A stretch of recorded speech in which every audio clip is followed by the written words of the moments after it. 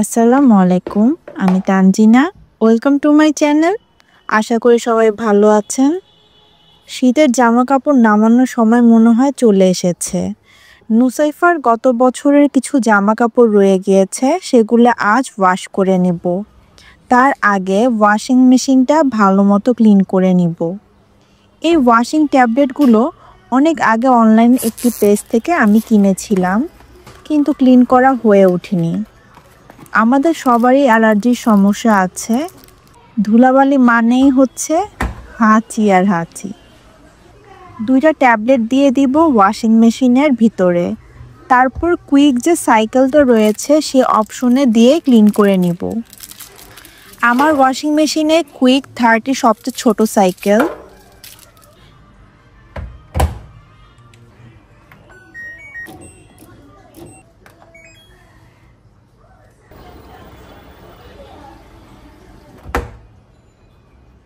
ভিতরের দিকে ভালোমতো ক্লিন হলেও এই রাবারের অংশের ভিতরে কিন্তু এখনো অনেক ময়লা রয়ে গিয়েছে।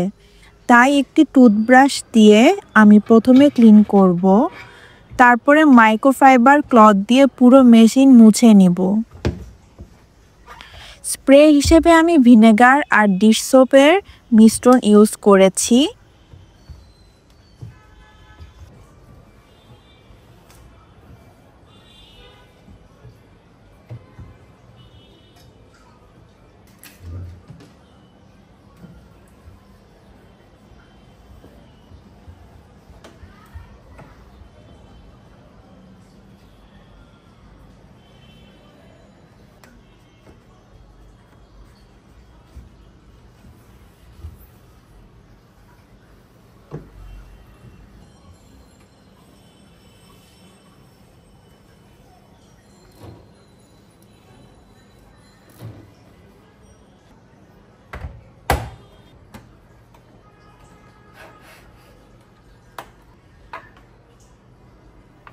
নিচের এই ড্রেন হোস খুললে নর্মালি পানি বের হওয়ার কথা, কিন্তু আমার মেশিনে কখনোই বের হয় না। বের হলেও খুব অল্প বের হয়। ড্রেন হোসের পাশেই ছোট্ট একটি ফিল্টার রয়েছে, সেটা খুললে অনেক পানি বের হয়। আসলে এটি ক্লিন করার সময় নিচে একটি তাওয়াল দিলে ভালো হতো। পানিটা মুছে নিব।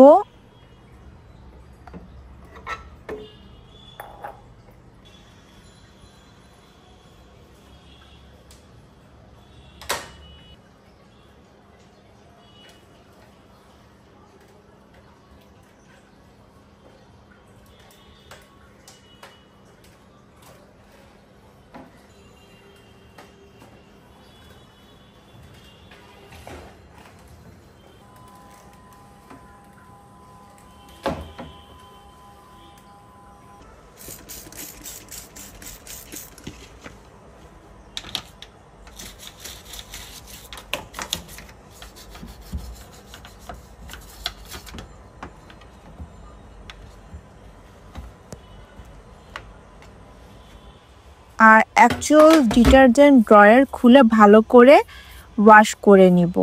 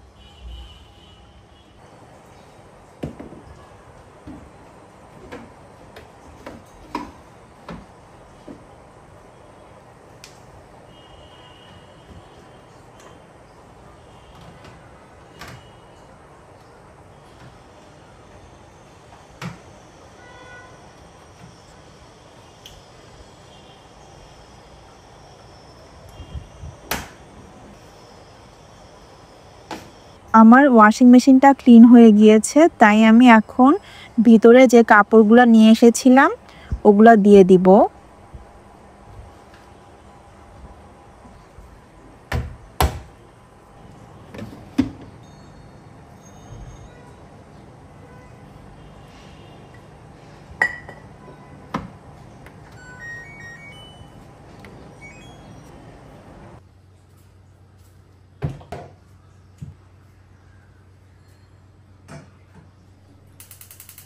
নাস্তা তৈরি করব, তাই 4টা ডিম সিদ্ধ করতে দিয়ে দিলাম।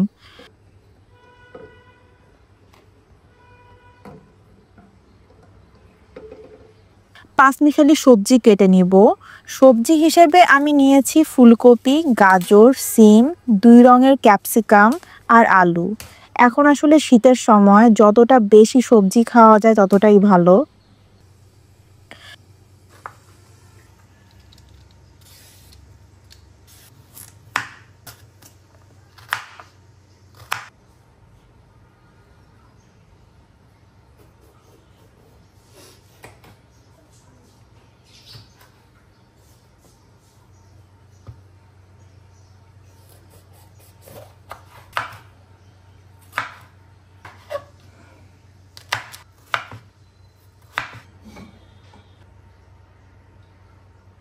সবজিগুলো আগে ভালো মতো ভেজে নিব লবণ আর হলুদ দিয়ে। ভাজা শেষে নামিয়ে নিয়ে ওই প্যানে সামান্য তেল দিয়ে পেঁয়াজ, টমেটো আর কাঁচামরিচ ভেজে রাখা সবজিগুলো দিয়ে দিব। সবার লাস্টে এভারেস্ট সবজি যে মশলাটা আছে সেটা দিয়ে নামিয়ে নিব।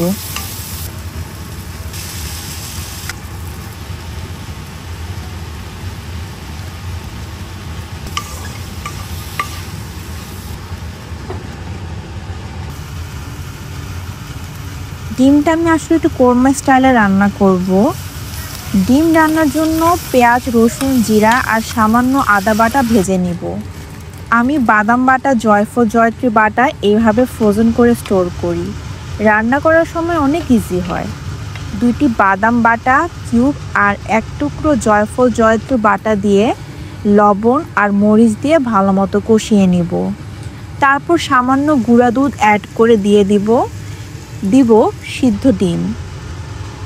লুচি বানানোর জন্য সমপরিমাপ ময়দা আর সুজি নর্মাল পানি দিয়ে ডো বানিয়ে নিব। কিছুক্ষণের জন্য রেস্ট করে ভালো মতো মথে নিব।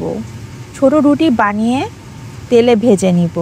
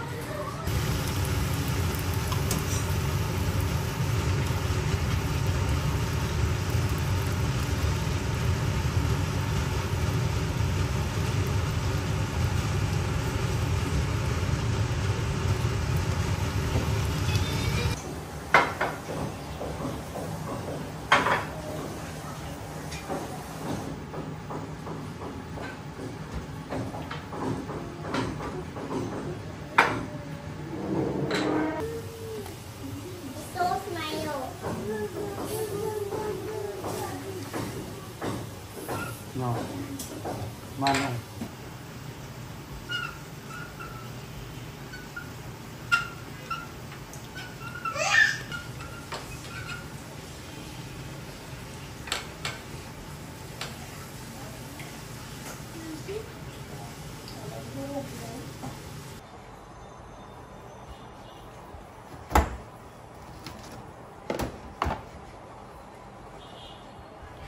বারান্দা দড়ি ঝুলানো আমার একদমই পছন্দ না, কিন্তু বাধ্য হয়েই কাপড় দিতে হয়। তবে সিলিংয়ে এভাবে স্মার্ট ওয়েতে কাপড় হ্যাঙ্গিং সিস্টেমটা করে নিয়েছি আজকে অনেক বছর হলো। চোখের সামনে কাপড় দেখা যায় না আর গাছও সুন্দরভাবে রাখা যায়।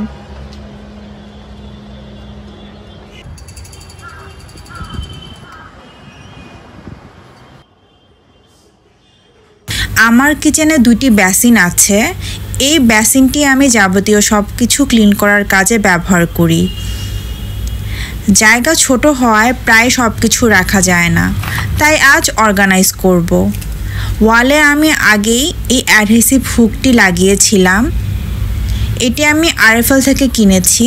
আজ নতুন করে আরেকটি লাগাবো, একটা দিয়ে জায়গা হচ্ছিল না। রেগুলার হাঁড়ি পাতিল ধোয়ার জন্য যে ক্লিনিং স্পঞ্জ আর ব্রাশ ব্যবহার করি ওগুলো আমি এখানে ঝুলিয়ে দিব।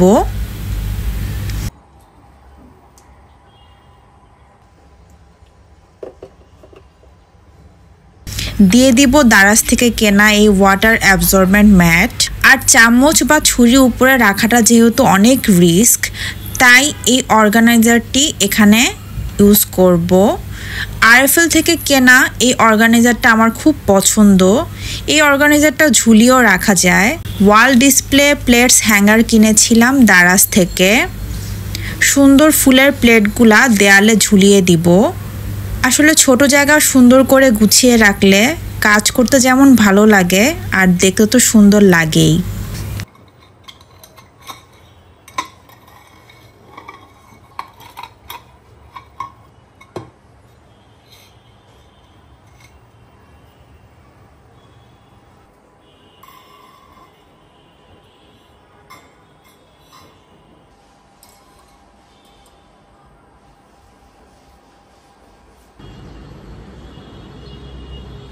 দুপুরের জন্য আজ রান্না করব কোকোনাট স্টাফড পমফ্রেট।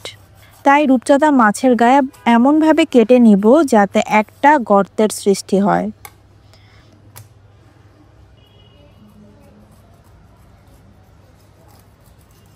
লেবুর রস, লবণ, হলুদ দিয়ে মাছ কিছুক্ষণের জন্য ম্যারিনেট করে রাখবো। এর ফাঁকে আমি মাছের ভিতরের যে পুর সেটা রেডি করে নিব। তাই আমি ব্লেন্ডারে নারকেল কুড়ানো, কাঁচামরিচ, পেঁয়াজ রসুন কুচি, ধনেপাতা, সামান্য আদা বাটা দিয়ে ভালো মতো ব্লেন্ড করে নিব। কোনো পানি দেওয়া যাবে না। সবার লাস্টে মিশ্রণে সামান্য লবণ অ্যাড করে মিশিয়ে নিব।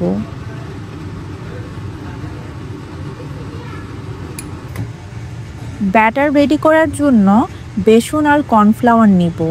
তার মধ্যে পেঁয়াজ গুঁড়া, প্যাপ্রিকা, লবণ আর সামান্য গরম মশলা গুঁড়া দিয়ে হালকা রানি একটা ব্যাটার বানিয়ে নিব। এখানে আমি বেসনের পরিমাণটা বেশি দিয়েছি আর কর্নফ্লাওয়ারের পরিমাণ কম।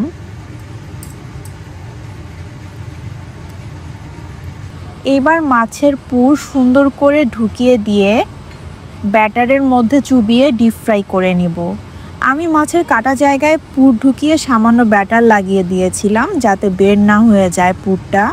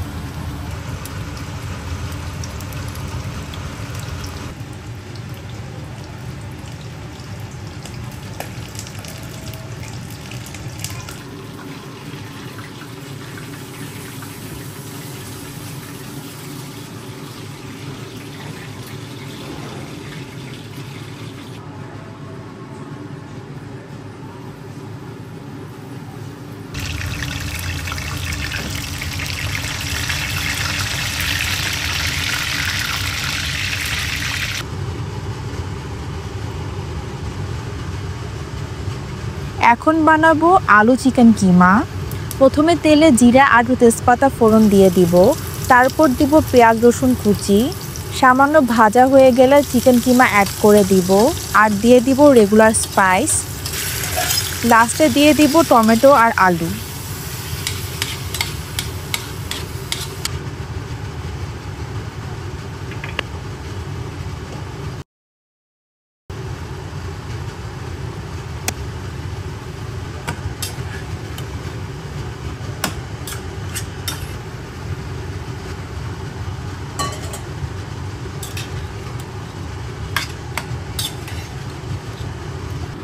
একটা স্পেশাল মশলা দিব, তাই প্লেটে নিয়েছি নর্মাল জিরা, জয়ত্রী, রাঁধুনি আর সামান্য জয়ফল। সব একসাথে ভালো মতো করে ভেজে নিয়ে গুঁড়া করে মাংসে দিয়ে দিব।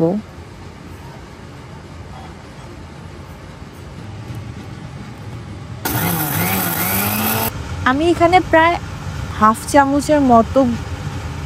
থেকে 1 চামচের মতো গুঁড়া ইউজ করেছি। হয়ে গেল আমার আজকে দুপুরের রান্না। এই স্টাফ পমফ্রেট ফ্রাইটা আপনারা একবার হলেও ট্রাই করবেন, অসম্ভব মজার ছিল।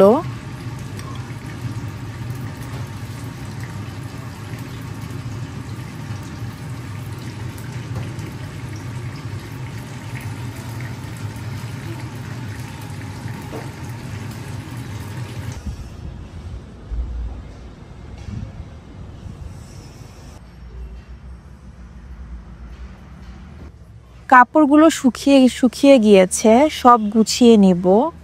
আমি গরমে জামা কাপড় আগেই কিছু সরিয়ে রেখেছি, ডোনেশনে দিয়ে দিব। আসলে বাচ্চারা তো তাড়াতাড়ি বড় হয়ে যায়, 1 বছরের কাপড় পরের বছর আর পরানো যায় না। আশা করি আমার ভিডিওটি আপনাদের ভালো লেগেছে। যারা শেষ পর্যন্ত আমার ভিডিওটি দেখলেন তাদের অসংখ্য ধন্যবাদ। ইনশাল্লাহ সামনের বৃহস্পতিবার নিয়ে আসবো আপনাদের জন্য নতুন কোনো ভিডিও।